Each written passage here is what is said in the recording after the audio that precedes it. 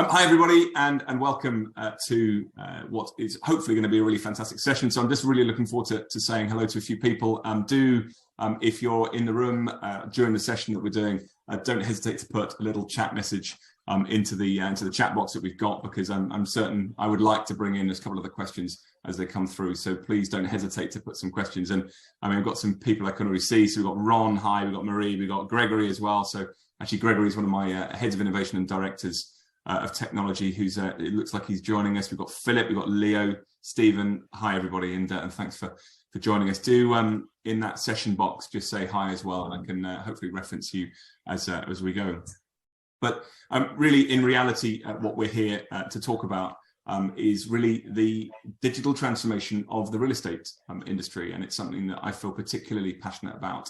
And really, it's been a long journey for me in this, and I was very happily joined by my co-host of this session, Alex from Cherry Pick People, who we've recently co-authored a report with those guys. Alex, do you want to just sort of introduce yourself and give a little bit of an overview of that report that we all put together so people can understand a little bit more about it? Yeah, sure. My name's Alex Wiffen. I'm the Managing Director at Cherry Pick People. We're a talent and recruitment specialists focusing on real estate and prop tech. And you obviously known James and Eddie at Unissu for some time, and ourselves very interested in innovation and how real estate is going to go through that transformation, digital transformation.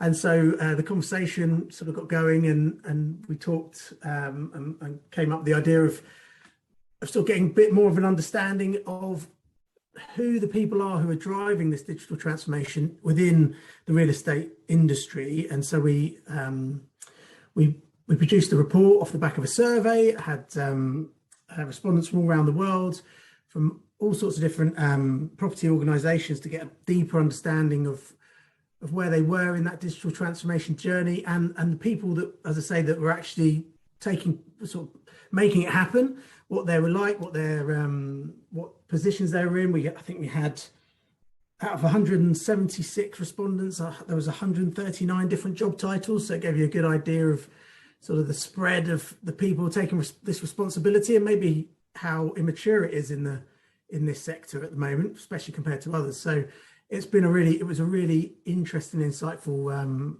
journey we went on with that, and one we're looking to replicate next year to be able to compare some of that data we got from the first one. So yeah, that's me and a little bit about the report. Cool. Do you know what? It was fascinating, that point about the raft of different job titles which are coming out of it, and just, you know, sort of who has ownership of the transformation journey, who has ownership of that innovation perspective. And I think the job titles went from sort of, you know, retail center manager through to director of innovation. I mean, it was so broad and so sparse with a limited understanding of their roles. It was really fascinating. Just quickly, hi Leo, hey Giles. Thanks for saying hello in the chat, and do keep them coming as we go on. So it'd be nice to sort of see who's joining us. But without further ado, I'd love to bring in some of my guests. Like I said, this is a series of 4 different webinars. We've already done the academic webinar where we looked at digital transformation from an academic perspective. This is a venture perspective. We've then got industry and consultants. And the importance is, with that report, which, by the way, you can actually download on that Unissu page, you'll actually find there's a download section. But we have to listen to diverse opinions and diverse voices in order to understand fully the digital transformation journey. If we only listen to the industry talking about the industry's perception, it will give us a slight bias towards what they're looking at. And really the importance is, in my view, in particular, academic voices and venture voices in terms of their perspectives on this. So without further ado, can I start, perhaps Aaron, would you mind just giving a little bit of an overview quickly in terms of yourself and Metaprop, and sort of 30 seconds, and then we'll work through everybody as we go. That'd be fantastic. Yeah, sure. Thanks, James. You're a real OG of the space. Like a better looking, smarter OG relative to me, but I think we're both been around doing this a long time. I'm the co-founder of Metaprop. We invest in early stage. That's really our specialty, real estate technology businesses. So, across prop tech, we've made 178 investments over the last 10 plus years through our investment team's efforts, investing out of our fourth funds now and fifth funds, and we're based in New York. We've got 12 people globally. We invest our capital in that of a bunch of folks from around the world, financial investors, and probably better known strategic investors, real estate community players, asset managers, real estate private equity owner developers, construction, engineering, brokerage firms, all the big names. So, it's great for the startups because they get one check with a lot of the real estate industry behind it from folks who really kind of specialize in that seed stage. And I'm very happy to be here.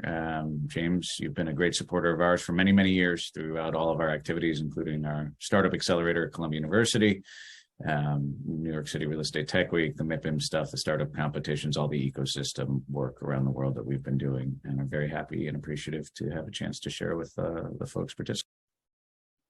Fantastic. And actually just picking up on that Colombia point that you've just referenced, I've just been very fortunate to arrive back into the country from Bahrain. And one of the lecturers was Josh Pankin, who I know you will know a lot about and will know personally, Aaron. And he had some really interesting insights about the sort of the misaligned perspectives of academia and venture, which I'm going to bring into this discussion, hopefully, because I'd really like all of your opinions actually on that fact. But if I can go from one American to another, Clara, could you give us a little bit of an overview of yourself and the business? Thanks. Yes, sure. Happy to be here, and thanks for the invitation. I'm Clara. I'm part of the investment team at PropTech One. We are a Berlin-based European-wide investing venture fund. We're investing in any technology related to the real estate assets. So not, I would say, purely PropTech, but anything that's happening around the real estate asset, be it energy, be it infrastructure. So seeing it a bit broader. We are currently still investing out of our first fund, but raising the second fund, and we'll start investing out of that one beginning of next year. Yes, I think that was about it. Happy to be here and excited for the discussion. And the worst thing about that, Clara, is I've already made my first mistake already. Yeah, I know. Which was... No worries. I thought I would just ignore it. Oh, it was terrible. So that was a shocker. So I apologize. But Kat, maybe you could come in as one American to another, and from your side. Yeah, no problem. Yeah, great to be here. Thank you for hosting. And I can't echo the kind of bringing more perspective to this kind of opportunity. Transformation in real estate is so important. So my name is Kat Collins. I'm an investor at One Sharp Ventures, and we are an early stage venture fund based out of San Francisco. We actually launched our inaugural fund this year, $90 million fund investing at the pre-seed through Series A in all built world industries. But the venture strategy was born out of a broader real estate asset management platform called One Sharp Capital. It was founded in 2015 by serial entrepreneurs in the real estate space. And so One Sharp Capital, in addition to our venture strategy, has two other more real estate focused strategies, one in credit focused on real estate backed loans, and the other more traditional private equity fund focused on housing, single family, multifamily housing across the US. And so entrepreneurialism is really the core of the One Sharp platform. The founders have started a number of businesses in the real estate space. They've built lending businesses. And then over the years, operating in much of the friction still in this industry, have started technology businesses where they saw opportunities. So the team now has started 5 businesses that are venture backed, the largest being Roofstock, which is a single family rental investment marketplace. Another called Lesson, which is a repair and maintenance fulfillment network for institutionally owned homes. Azibo, which is a fintech for landlords, it's kind of like a vertical bank. Creative Juice, which is a fintech for creators, so outside of the real estate space. And a new business that we'll be launching in a few weeks in the reinsurance space.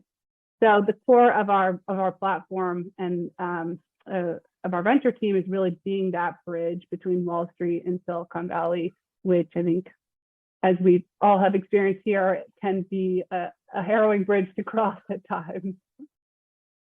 Absolutely, 100%. Couldn't agree more. And I'm going to finish with Luke. Do tell us a little bit about you and PyLabs. Thanks, James. So yeah, as mentioned, I'm from PyLabs, which is a UK-based, not just prop tech as well, also other areas within the built world VC. My role there is not extremely common, not as common as investment in a VC. So heading up the research, generally what my responsibility is, working closely with both the investment team and our limited partners, many of whom are also not just from the real estate world, also beyond it, on identifying key areas that we want to know a little bit more about, the investment themes that we want to know a little bit more about before we dive into them. Historically, we looked at when the metaverse was all the rage, what we want to rave, I should say, what we wanted to look into is what was legitimate in that conversation and what wasn't. And so I spent about 3 months of my life immersed in a virtual existence, trying to sort the wheat from the chaff. And more recently, which I might touch on a little bit later, have been looking at some of the challenges faced by fractionalization platforms in the world of real estate and beyond. So, similar to some of the other guys who've spoken, we're onto our third fund at the moment, investing out of that. That was announced earlier this year that had been closed, and yeah, working with a lot of exciting businesses. We have a yearly growth program, which we've just actually closed scouting for recently, the last few weeks, something like that. Fantastic. Thanks, Luke. And thanks, everyone. I think that really gives a fantastic perspective in terms of the variety as well around your backgrounds. And certainly, I think I was, Luke, I was one of your first mentors back in the early days of PyLabs. And, you've done some great things with that. And I will say, Clara, seeing PropTech 1 really emerge in Europe has been fantastic to see. Aaron, you and I have known each other for almost far too long, I would say, but 178 investments today is, what a record that is, and testament to your legacy in the sector as Metaprop. It's you're globally known, and then Kat, it's just great to hear your perspectives and sort of how you're starting in this space. So it's really great to have that in here. So. Why don't we just kick off with some of the more structured questions before perhaps we'll go into more sort of nuance around the particular role that you have. So Alex, do you want to kick all this off? Yeah, sounds good. So yeah, the first question would be, from an investor perspective, how is the industry evolving in terms of the digital transformation? Where do you see it at the moment? Where do you see it going next, I suppose? Luke, do you want to start, kick us off? Sure. The first thing that jumps into my mind when you ask that question is a conversation we've been having over the last 12 to 18 months around the maturation of prop tech and what the relevance of that is to the real estate sector. And so one of the things that our CEO Faisal had been talking about quite a bit at Pre-Tech, an event, what was that, towards the end of, I think, last year before it went back to its usual schedule. A lot of M&A activity, not just between prop tech groups, so geographically, also real estate firms acquiring early to mid to even late stage prop tech entities and using that as part of their strategy to transform digitally. If I was to give props to one group there, JLL have gotten a lot of exposure for their rather significant acquisitions they've made over the last, again, 12 to 18 months. And then from something that you guys mentioned before, people that I tend to spend quite a bit of time with interviewing and trying to understand a little bit better, is this growing prevalence of these innovation managers, and not just their existence, but also their influence and power within an organization. That part, I think, has been really key. Do these people have the endorsement of the CEO? Do they have an executive position? James, I can't remember exactly what the title was that you mentioned, Director of Innovation, something like that. What's that? What do those levers of power look like, and how is that enabling them to influence change within the organization? Yeah, fascinating. Actually, with our report, we got some of that. That's one of the questions we asked about who they're reporting into, and I think 51% reporting directly into the CEO or C-suite. So they, were very, potentially very powerful individuals within that process. But yeah, Clara, do you have anything to add, or what do you have to add to that, to Luke's point? I can only agree on that. We also saw that significantly at Expo Real this year, the large real estate fair taking place in Munich every year.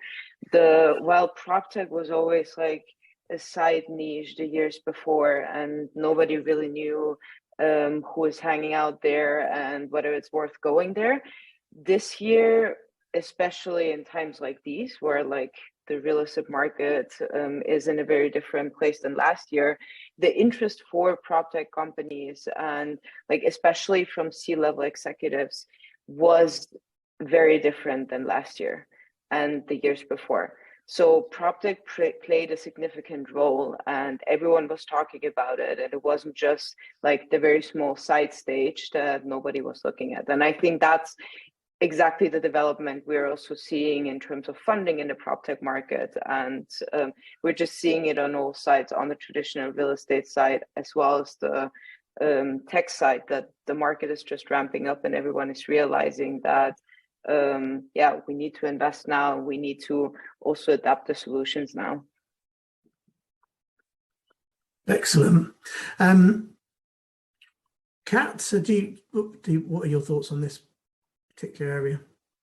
Yeah, echo a lot of that. I think stepping back, if we think about it, PropTech only really became a word or a term within the last decade, maybe less. And I think since this sort of community of innovators within the industry really got started, where we've gotten to now, looking backwards, is there's been a lot of investment, and then in 2021 was really a breakout year for PropTech, in the sense of hitting kind of the main stage as a public category that banks are paying attention to. That, you know, all the big banks now have groups dedicated to PropTech. There was a number of IPOs last year, like Procore, SmartRent in the access control space, Open Door, which has, you know, gotten a lot of attention, both good and bad. But it really hit the main stage in a way that has sort of established itself as a category to contend with, both, you know, within our economy and within the real estate industry. And I think that the biggest challenge in innovating here is changing behavior.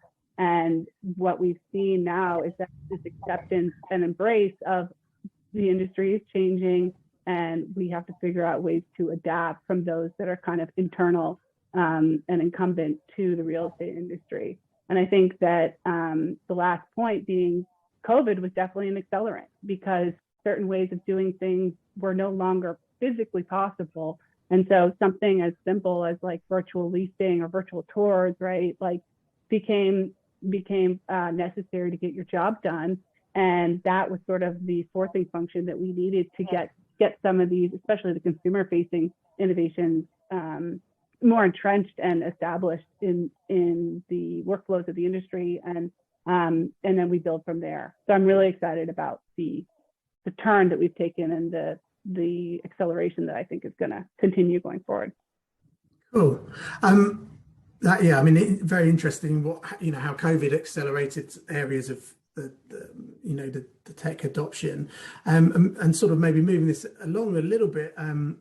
Aaron, from your point of view, where do you see the sort of next areas to be ready for disruption with tech? I mean, obviously COVID drove it with that sort of management of office space and maybe viewings and other areas of the space. But what do you see the next sort of areas being ready to disrupt? Well, the World Cup is going on. I don't know if anybody realized that, particularly those of you in Europe. But I would say, you have to contextualize where we are. We're probably a third of the way through the first half here, of this digital transformation of the industry, in my mind, today. And we're at a really tricky moment here. A lot of the big news from last year has been absolutely obliterated in the public markets. It's a disaster, right? Shocking to many folks. And it's a big turnoff to casual observers and folks who don't really get the joke. And that has trickled down to the private markets, particularly at the later stage of investing. And many folks who've been investing later stages, their portfolios are obliterated as well. There are a lot of funds that are underwater right now. A lot of startups that were running on storylines and narratives and not on business fundamentals and traction that are out of business and absolutely will be going out of business in the next several months, assuming nothing miraculously changes in the overall economy. And so I think you're at a natural maturity in the early portion of a cycle for some washouts from, kind of folks who shouldn't be investors in this space, flocking to things they should be investing in or to other interests that have nothing to do with investing, from corporates who were kind of towing the line and trying to be cool, to, I'll use a golf analogy, right? Prop tech is not center of the fairway for most folks in a downturn, right? You can talk all you want about how important it is and how core it is to your business, but when stuff hits the fan, and things need to get cut and you pull the reins back and focus on the core business, believe me, innovation, tech, piloting and testing, investing in new things is going to get reined in quite a bit. And we've seen that already. Startups starts are down already and are going to continue to be depressed as people who would normally jump ship to start a company and get easy financing are worried about paying the bills and are staying in their corporate jobs. Or in their tech jobs now, as the economy has turned. And so what all of that means is a lot of the BS around the core of the digital transformation of the things that we're actually creating value or on pace to create value are gonna fall away. And that's going to be a really interesting shakeout over the next 6 to 24 months here, and a continuation of what we've already seen. So it's a very tricky time to be looking at this space, because what you saw before and what you see today and what you will see tomorrow will all be very different pictures here. And it is not all rainbows, unicorns, 4-leaf clovers and fairy dust. It would be quite nice if it was all about rainbows and unicorns. Yeah, it was. And by the way, you're talking to the number one, cheerleader of the space, at least in the US, right? I mean, like I'm a bigger champion than anyone, but you got to be really realistic and serious right now if you can have any credibility and cut the crap. So to use your golfing analogy, Aaron, just out of interest, then, I mean, obviously it's not center of the fairway. So would you say that the market has hit the bunker? It hasn't quite got in the water feature and you're down and sunk, but we're sort of having it's definitely not in the water. I don't think it's in the bunker, but I think it's at best at the edge of the fringe, right? And maybe for some folks in the rough. So I think it could be a lot worse. It's not going to get totally worse than it is right now in my expectation.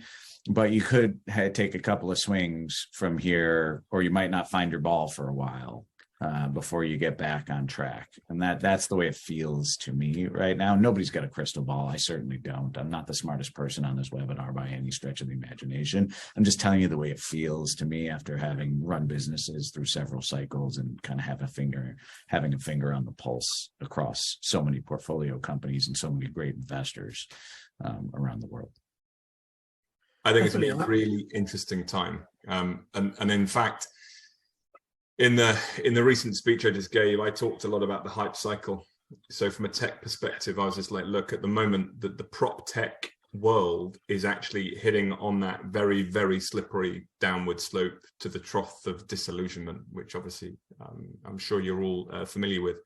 But I actually then made a point that in the better news side, we have a new innovation trigger within the real estate market, which is almost giving the real estate industry pause for thought and a reason to trigger investment, and I mean investment as in not just financial but time and sort of mental space, is the ESG and the net zero carbon space. And that's really right back at the start of that hype cycle, and we're seeing it, you know, everywhere. Everyone's pledging everything to everybody about everything because it seems the right thing to do. But I don't want to take us down a massive rabbit warren on that discussion, because that's an entirely different one. I've actually got, and Alex, you'll excuse me, I've got two questions here, and the second one is actually a really, I think, quite a contentious one. And that came about, as I said, of the discussion recently. But I just want to touch on something you said, Luke, about the innovation manager and do they have the power? And Aaron, if you don't mind, I'm going to start with you, actually, because of the length of time that you've spent in this, and I know the amount of stakeholders you speak to. Has that person the venture capitalists deal with on the real estate side changed? Has it evolved in any way? And are we seeing more of these sort of innovation leads, strategic leads coming in, or are we still not there yet? Where is your line of responsibility that you're currently seeing in this space? Oh, it's definitely transformed over the last several years for the better, right? It was nowhere. It was with some asset manager. It was with the CIO, who was really just an IT person historically. And now you have pretty interesting models developing, and there's many flavors of ice cream, if you will, inside of these corporations, like you've seen in, you know, it's not specific to real estate. We're certainly late to the game from an open innovation engagement perspective. You've got really sophisticated groups flying really fast from a corporate development and corporate venture perspective and M&A perspective. I think Luke brought up, you know, JLL Technologies, JLL Spark, right? They're probably, you know, among the most cutting edge, right? Dedicated pools of capital, dedicated teams of killers based around the world, right? And investments in funds, investments in directs, buying up companies. I mean, that's a great look there. And you've got folks who are coming in, just starting to build innovation programs, internally and externally, who have interesting backgrounds inside of everything from asset managers to, you know, kind of regional owner developers, you know, all very positive. Of course, as we know, those people are easily frustrated. You know, those are tough jobs, really tough jobs. To have total alignment, you know, authority and accountability inside of organizations whose historical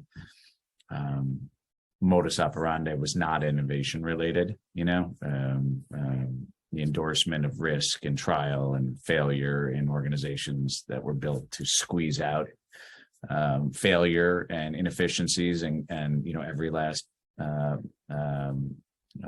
penny.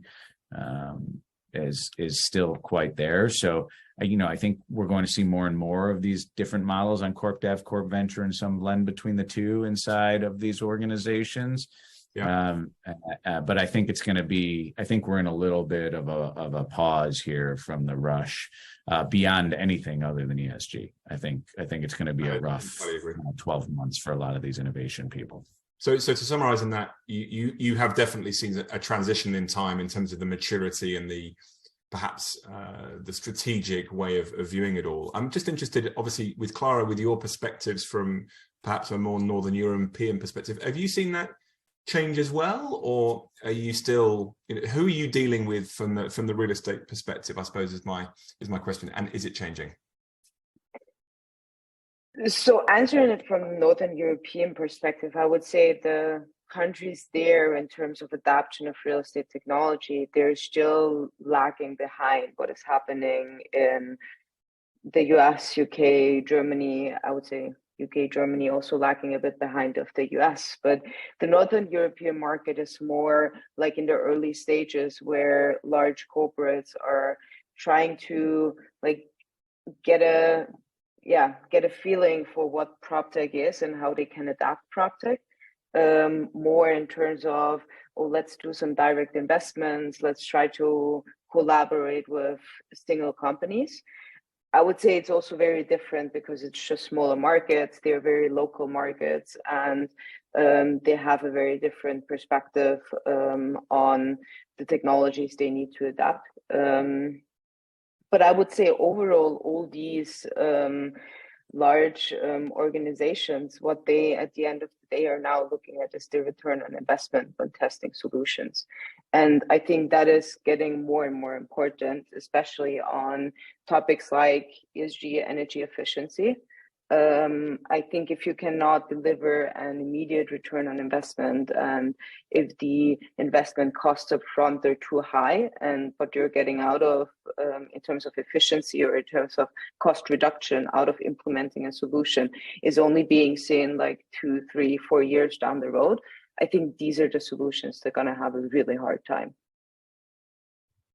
Would definitely agree, and lots of head nodding there with you. And Luke, I'd like to bring you in now from a UK perspective, but just before that, I just want to say a quick hello to Will Salter. Hi, Will. Seeing you come in, I can see obviously Gregory, you're here, Rasmus, James, Cleona, Max. With any of you guys, if you've got any questions, do just pop them into that session chat box, because I would love to present some questions from an audience perspective to these guys. It'd be fantastic. So, Luke, based on what we've just talked about there about the evolution from the real estate perspective and the maturity that Aaron has mentioned and the changes that Clara have mentioned, are you seeing similar things with PILabs? Because obviously you guys have been around an awful long time as well with various LPs. So what are you seeing in your market? I'm definitely finding sympathetic ears, people who are a lot more interested in what we've got to say. Oftentimes I'll even have to be told just to be careful how often I'll do it. People wanting to come and chat with us about different solutions, or almost to adopt that consulting role, which isn't necessarily a formal part of our side of the business, but there's definitely some demand for it. And I would say what that probably speaks to is the huge amount of founding activity that's taken place over recent years, and inability perhaps for many to differentiate from one product to the next, or maybe the inability from one product to the next to differentiate themselves or identify exactly what it is that they deliver. So that communication piece seems to be a major part of what I'm getting back from innovation managers that I'm speaking to, and obviously not just UK. We deal with German firms as well, and American firms and the like. But obviously being located in London, a lot of the people I'm speaking to are London based. Yeah, interesting. From the perspectives, and I don't know if this is of interest to all of you, but certainly looking at heads of innovation, directors of innovation roles, which are coming out from the real estate space at the minute, and I'm acutely aware of it because I'm seeing a lot of these sort of job specs flying around. There is a massive misunderstanding as to what that role is doing, and I'm also seeing a lot of companies not really understanding what that role can do, not really understanding the remuneration cycle. Some are incredibly sort of on the low end, and some are particularly high. There just doesn't seem to be any coordination. And I think, Alex, I'm sure we're going to come back to that in terms of a talent question later on, which I know you're going to pick up on. But I think the industry is struggling to understand the roles, the responsibilities, the lines of authority that an innovation manager will have. And again, I often suggest that those heads of innovation will be the future leaders of tomorrow. That's a lot of what I feel, because they're going to bridge that understanding of both new methodologies, new technologies with the traditional view of what the market can and can't do. So I think to bring back to your point earlier, Aaron, we are at an incredible time in this market, but we're in a pause where I think we're trying to gather our thoughts and work out what the next steps are. I'm going to put you on the spot, I think, first on this one, because I'm conscious I didn't bring you in on that last one. I just want to set a scene. So Josh Pankin, who is working over at Columbia University, has been in this sector for an awful long time. I highly respect him, partly because he's particularly bearish on the sector. He calls a spade a spade. He tells you exactly the way that he sees it. And he gave a keynote presentation on the first day of the conference I was at just recently. And as an MC, a lot of what my role is to understand and to feel the room and what's it thinking. I could see the room bristling with what Josh was saying, partly because that region is trying to be very proactive and positive about PropTech, but partly because there were investors in the room which were not really taking particularly kindly to the sort of opinions that Josh would have. And And part of the, I suppose, the premise he was getting at was, are VCs really a help or are they a hindrance to the digital transformation of this sector?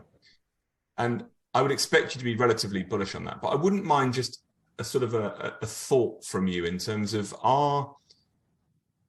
is there a point where VCs will help a few, but they may be a hindrance to other businesses in terms of scale? And is it that we're being too narrow from a VC perspective as to who we invest in and who we don't, which might limit that sort of potential digital transformation? So coming back around, are VCs a help or a hindrance to true digital transformation, especially in the real estate sector? Can I throw that right as a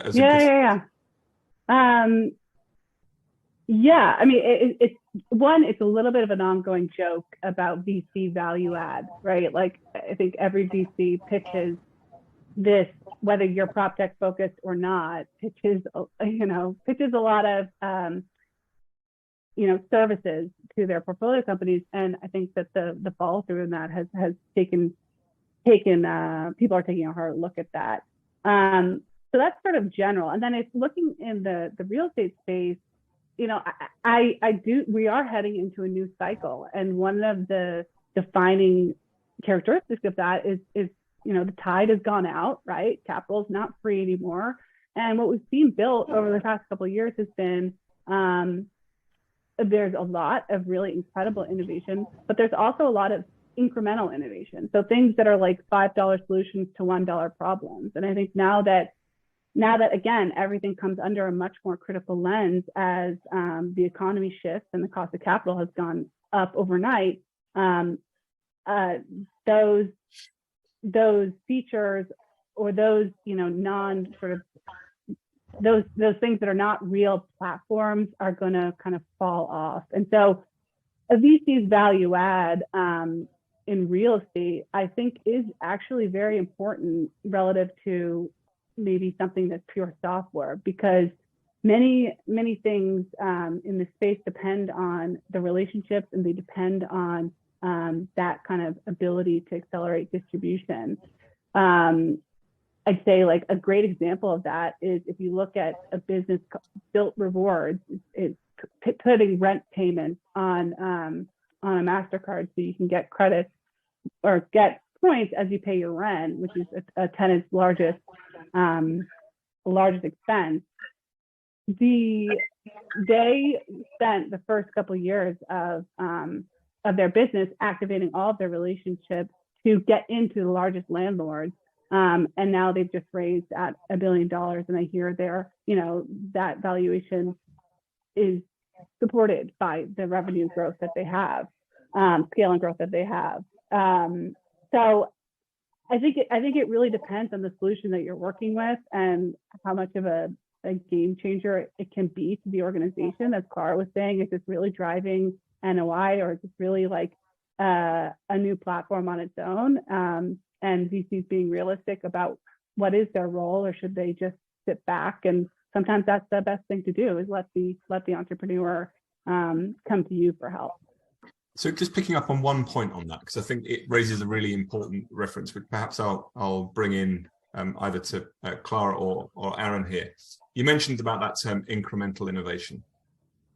And I think that is one of the least talked about areas of digital transformation, because arguably you have incremental sort of innovation, which we should be doing every single day, and then we have the radical innovation. So is it unfair of me to say, Clara, Aaron, that VCs are really focused on that radical innovation, taking that risk on something which will truly be game changing to get the 10x returns and that unicorn type status? Am I being unfair in that theory? Out of my perspective, I would say no. And I think that's exactly where VCs can maybe be destructive for PropTech businesses and for innovation in real estate. Because if VCs fund the wrong models, and if VC money goes into incremental innovation that maybe doesn't deliver these 10x returns, and companies are not being financed anymore after like a Series A, like an early Series A, late Series A, whatever, and the business needs to go down because they were like once pumped up with VC money, but there's no one else to back them. I think that's when VC money can get destructive in the whole real estate innovation space. And I think you just have to separate models that can be financed by VCs and other models that can't be.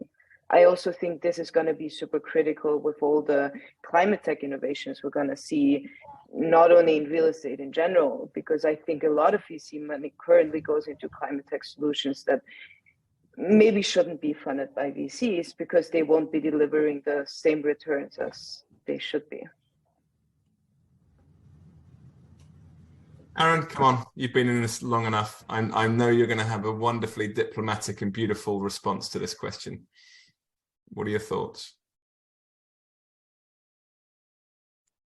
You know, we're very fortunate, those of us who operate in North America, particularly the United States, to have a robust venture capital, early stage investment infrastructure and ecosystem in place supporting these folks with new ideas. And, you know, when you're investing early stage, for example, like we do, you don't know how everything's going to turn out. Some of these ideas in early businesses can turn into, you know, what the CIOs call point solutions, you know, in retrospect, businesses that should have never been funded by venture. Yeah. And you're going to lose a lot when you're an early stage investor. And that's just part of the game. And it's very foreign to a lot of real estate folks. So it's easy to talk down on venture for funding the wrong businesses without understanding the economics of venture capital and funds and the power laws involved in the models of doing this. I think, you know, we could all say that venture is going to back some of the wrong companies and that's going to turn sentiment in some way, shape, or form. But the alternative is you don't have people taking shots, trying to get those monster returns and sometimes getting some of those incremental improvements in returns. And then you end up with something like, I hate to say it, Europe, where there isn't enough venture ecosystem and infrastructure. And you know, there's some, and it's growing and it's wonderful and I support it and I appreciate it.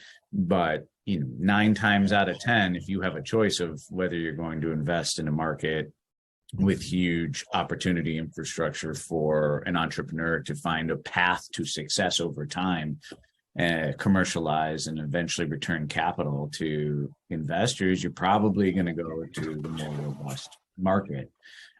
So I'm quite happy that venture capitalists are finding some successes and also funding some things that aren't successful, because that means the ecosystem, at least in the US, is pretty robust. And I look forward to other markets consolidating, combining, you know, across EU, you know, UK certainly has a head start relative to a bunch of others, you know, where we can see more failure, because I think that failure is really important, really critically important for the long-term success of the ecosystem. I think you're absolutely right. If the wider industry understands what failure means, that failure isn't failure, but failure is actually learning. And I think that's probably part of the biggest challenge. But I think there were 2 really excellent and honest responses. Clara, I particularly like your, you know, VC can be destructive. It can be. I mean, there is no 2 ways about it. But Aaron, what I like is your comeback on that, which is, actually, it's a necessity. You have to go for the moonshots and make sure some of them, you know, do win. So, Luke, just to finish on you, your perspectives on this in terms of a help or a hindrance, and you know, what can we do better with this? Yeah, you know, when you asked the question, you know, I thought, you know, that is a good and thoughtful and not too common question. And so, some areas that I certainly resonate with that on, if we go back to environmental sustainability as an example, you know, a number of debates that we've had internally have been on business models that we'd love to do, you know, quite a lot of thorough research on and dive into. But, you know, we run into a bit of a brick wall of, well, is this within our mandate? Is this something that we'd even be allowed to you know, play around with?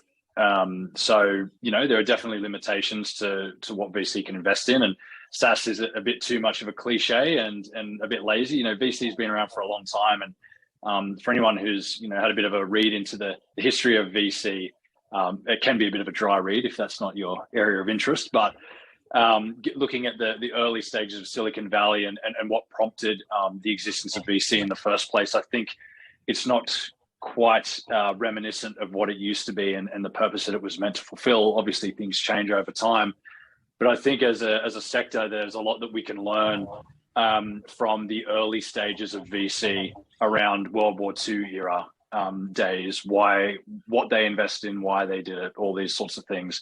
It wasn't necessarily a 5-minute turnover from zero to unicorn, and you know, I think a lot of organizations and widely society benefited from that. So yeah, I guess in summary, there's a lot of lessons we can learn from the earlier days of VC. Fair enough. Just to finish on that question, just to sort of, I suppose, summarize Josh's perspectives, which was, why are we focusing on sort of single or you know, maybe 1 or 2 unicorns when the industry should be focused on 10 to 20 smaller companies which are 20 to 30 million value each, which add huge value to the business. And that was where I really felt the room sort of go, yeah, that makes sense on the real estate side, and the VC side was, no, it doesn't make sense at all. And that's why I wanted to bring it in here, because I think, in my view, there is value on that. You've got to go for the moonshots. There's also value on the people who are going to self-fund, and there's also that grouping of companies where, you know what, yeah, we should have those slightly smaller, very successful companies, which you know, we don't want to discourage. Just want to finish. So James has asked a question. He's actually he's loving the golf analogy that you brought in, Aaron, and I might do it as a flippant comeback his question later on. Alex, you've got any other questions that you wanted to bring in? Yeah, I suppose you obviously alluded to the current climate, and you know, Kat said the tide has gone out, and we're going to see some people, businesses fail and that sort of stuff. So, looking into that future, which obviously is very difficult to predict, but Amara's law suggests we overestimate change in the short term and underestimate it in the long term. So, I'd be interested to know what your thoughts are or your predictions are for, say, 5 years' time or 50 years' time. Who wants to go with that one? There's a lot of smiling. Yeah. I don't know if that's going to mean there's any answers coming out of this one. I love Amara's law. I think it's great. Come on, who's going to take the bold prediction? Then we'll I can kick it off. I can kick time. it off, and then I'll have some better ideas after everyone else interrupts me. I'd say 5 years time. A lot of that is going to be resetting.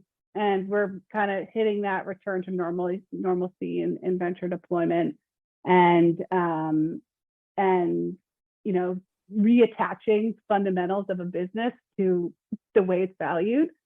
I think that those two kind of got separated for a little while there, and so I think what is great in the near future is that, you know, within PropTech, I think we're going to see some consolidation, some of the businesses, again, maybe that were more incremental or maybe not kind of the real game changers for the industry to adopt when budgets are tightening. Maybe those fall to the wayside. And we're left with more of the platforms, as well as more of the digital infrastructure that has been now built. And you can build a lot more on top of that in terms of artificial intelligence or embedding more into each transaction or each kind of interaction between stakeholders. So I think the next 5 years is going to be a part reset, part kind of taking our digital infrastructure to the next level, making better use of our data, connecting more stakeholders, streamlining things, just as most other industries like financial services have done. And then I really hope that the next 50 years is a story about, you know, I think a lot within real estate, but really importantly, that we can meet our decarbonization goals, and that the innovation that has been bubbling over the years is brought into kind of the mainstream, and implemented in a way that real estate can lower their emissions, owners can lower their emissions, and adapt their kind of way of operating to be something, to be carbon neutral or carbon. See, I think it's a very noble answer for that last bit, Kat. I will say that's very noble. I think hope. Luke in his head is going, that's total rubbish. I don't really care because I'm going to be in the metaverse. And I think that's the only that he's thinking. He doesn't care about all the rest of us 5 on this panel. It's only the metaverse, right, Luke? That's your theory, I'm assuming? Yes, it is. No, not as bullish. No. No. Actually, one thing I think of, and Kat, you made a very interesting point that that shifted slightly the answer that I wanted to give in a positive way. So a fun little fact is that some of the worst environmentally performing buildings in the UK are owner-occupied homes.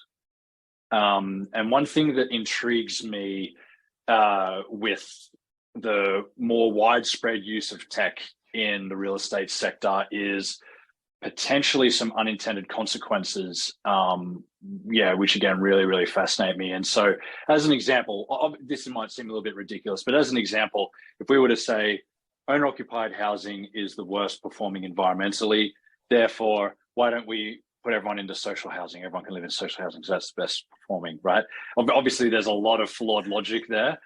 And it's, again, a ridiculous example, but one thing that worries me a little bit about the pace of change in some cases, even though I work in a high-paced change type of organization and sector, is what are the sort of unintended consequences we may not be contemplating? And one area that really interests me there is household wealth. If we've got technology helping us automate the process, as an example of acquiring all forms of real estate, and all of a sudden institutional funds en masse are able to buy out housing, what does household wealth look like? Doesn't mean it's not to happen, but my question just is, as all this evolves and develops over a few cycles, if you're going to talk about the 50-year time horizon, how does our household wealth look? How does our way of going about business look? And of course, are we plugging to the matrix, or are we walking to work? Look, can I just mention, I just want to pass a comment on that. I've never heard it termed as household wealth, probably because of my thoughts versus what academic written. I'm a little bit like Aaron. I'm not the sort of the cleverest person here. I've just sort of respect everybody that tells me all this stuff, and I try and take some of it on. But I've often thought that there's a question in and of itself around that, which is around what ownership actually is.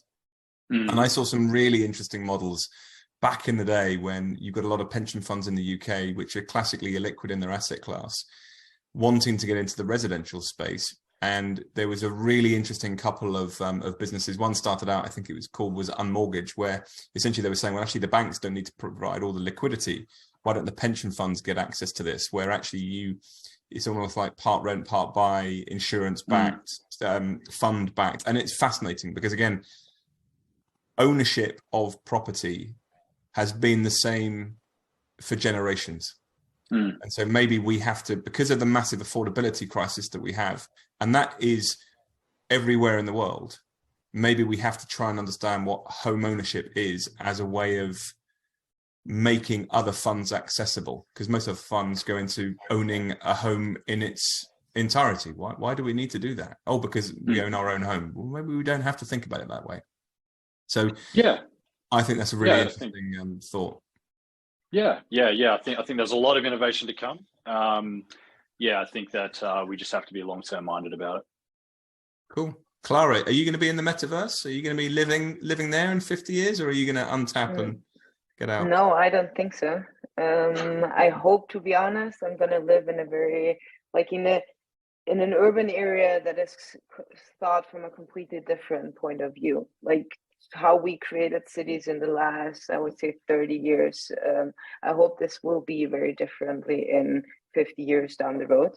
And I think this is very much tied to the fact that I think in the next 5 years, we're going to be able, due to digital infrastructure, be able to convert the black boxes of real estate assets into actual data points.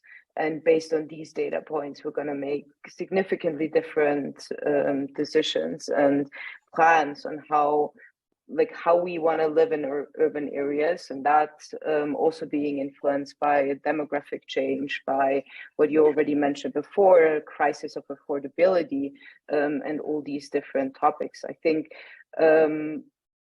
ownership will change, but also the way we want to live in urban areas. Also, what comes along with the climate crisis will have a significant impact on how we think urban areas. I don't think we're going to create like these concrete jungles that we have created in the past 30 years or like 50 years down the road. At least I hope so. And come on, Aaron, bring it home. 5 and 50 years. It's a big difference in time frame. Yeah, I like to think of some aspects of movies to help people see what I'm imagining. You know, the two movies, American movies that strike me are Minority Report and The Terminator. And both of those are set in real life, but with a lot of augmented reality as part of them. So I don't think anybody's going to be spending all their time in some foo-foo metaverse somewhere. I just don't buy it. I think people Luke, people. You're out of here. You're discounted. And people. So, but I do think there's going to be a lot of technology layered on everything we see and do in the real world. And I don't know what exactly that's going to look like yet, but I'm inspired by looking at those movies and thinking about all the data that will come to me and the different types of decisions I'll be able to make based on all the technological advances that are now starting to bubble up in our world. Really interesting. Do you know the one thing I'm really pleased you didn't say in terms of film? As soon as you said I'm going to reference a film in this hour, and I went, oh no, it's going to have to be WALL-E. Have you ever watched WALL-E? With the big fat guy with all of the bones are all sort of integrated, and he just sits there like that and vegetates while everything works around him. I mean, that's like a funny dystopian perspective on the whole thing. Let's hope that doesn't last. Can I before we wrap it up, because actually Alex, your great friend and colleague has actually asked a really interesting question, and I don't know if I can just ask you each to try and do this in 30 seconds, which I think is going to be nigh on impossible, but I actually think it's a genuinely really interesting question. So he's actually said, what is the one biggest, I can't even speak, too tired. What is the one biggest mistake each of the panel have seen a company make in this space? Now, he doesn't reference tech or prop, so I'm going to leave that open because I'd be really interested to see if there's a difference. But is anyone ready to go? Aaron, you ready to go? Just a short thing, because I think it's a really interesting question. Launching a SPAC at the wrong time, de-SPACing at the wrong time, and losing everybody's money at the same time. I can cite several examples. That's a pretty big mistake, repeated several times. Cool. Alrighty. Who else? Who's going to take that one? Who can go first? I can go. Luke, I can see, Luke, you're still thinking about it, which is a worrying point. I mean, don't tell me no one's made a mistake. Because I tell you, the easiest answer on this is the biggest mistake is they haven't done anything, which is probably the biggest mistake of all. But come on, nothing in our portfolio, of course. But no, I think, and I'm sure I could think of something better. But what's coming to me right now is sort of mistaking early product market fit for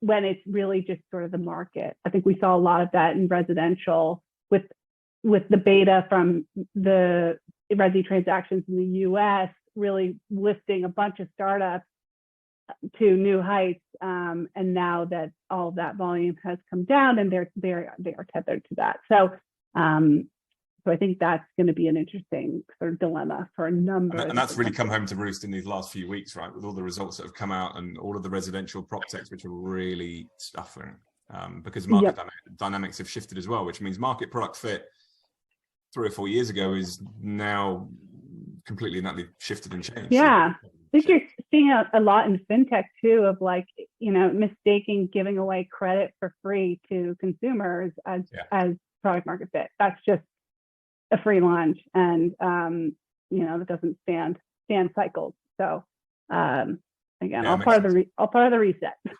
So Clara, I'm going to come to you next, because Luke's not getting away with saying nothing on this one. And obviously, again, none of your portfolio companies have ever made a mistake. I completely understand that. But have you seen any mistakes that you could pull on?